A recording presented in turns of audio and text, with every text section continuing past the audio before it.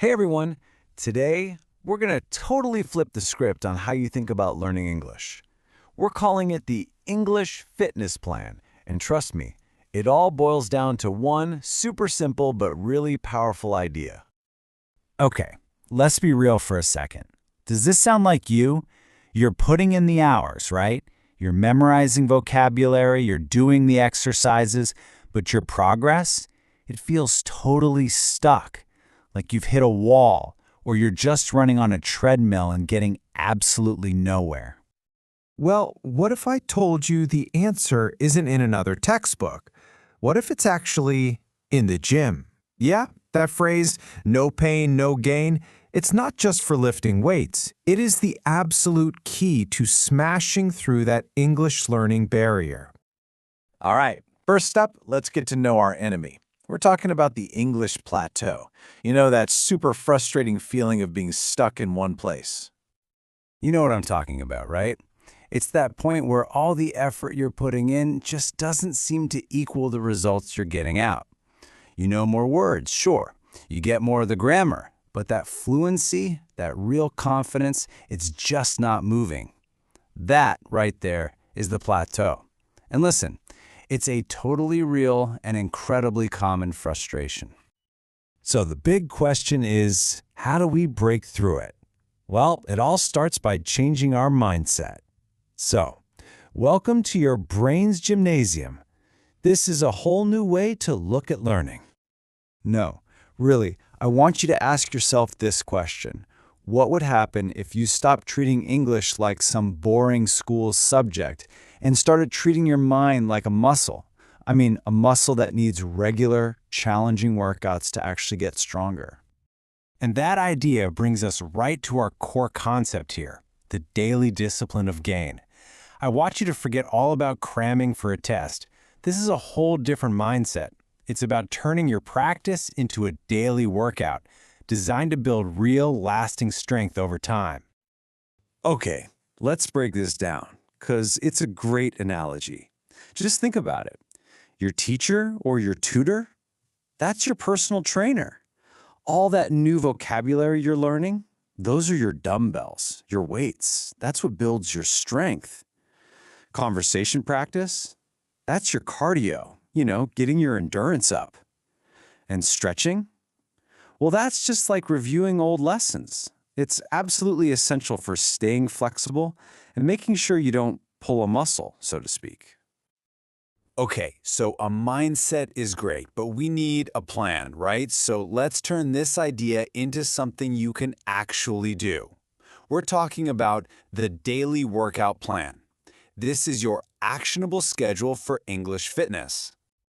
Look, every good workout has a structure, right? And your English workout is exactly the same.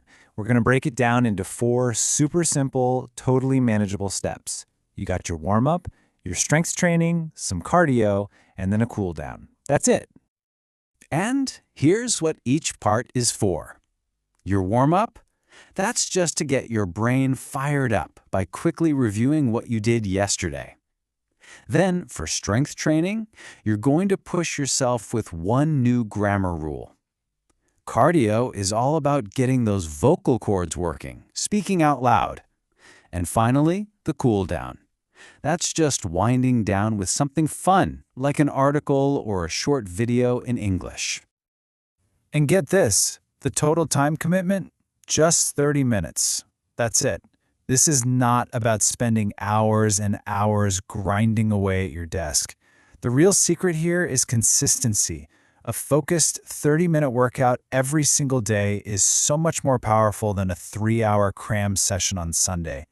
It's all about building that habit and getting some momentum going. All right, so having a plan is awesome. But, sticking to it, that's the hard part. So we need to talk about what fuels your motivation, how you stay consistent, and actually celebrate the progress you're making.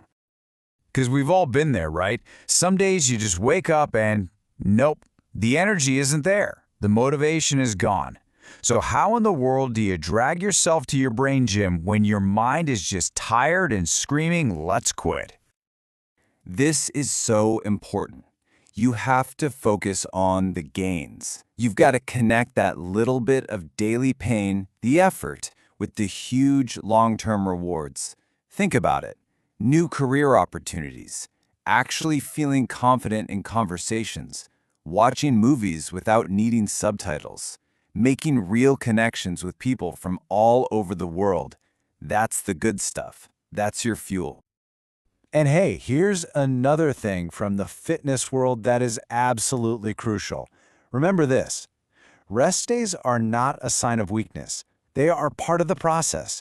Your muscles literally grow when you rest. And guess what? Your brain works the same way. It needs downtime to sort through and solidify all that new information. So please, don't burn yourself out.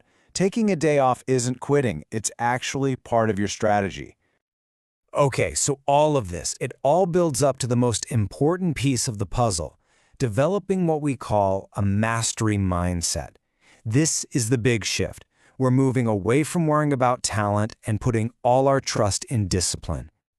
Listen, forget about this giant, scary goal of being fluent overnight. It's paralyzing. Instead, I want you to try this on for size. The goal is just to get 1% better every single day. That's it. Just a tiny bit better than you were yesterday. Those small, consistent improvements, that is the real secret to mastery. And you see, this completely changes the definition of success. Being a master of English isn't some gift you're born with. No way. It's like a black belt in martial arts. It's something you earn. You earn it day by day through the simple discipline of just showing up for your workout. So I'm going to leave you with this final thought. Forget about someday. Let's make this real. Let's talk about tomorrow. What's going to be on your English training schedule? What's your warm-up? What's your strength training going to be? Come on, it's time to hit the gym.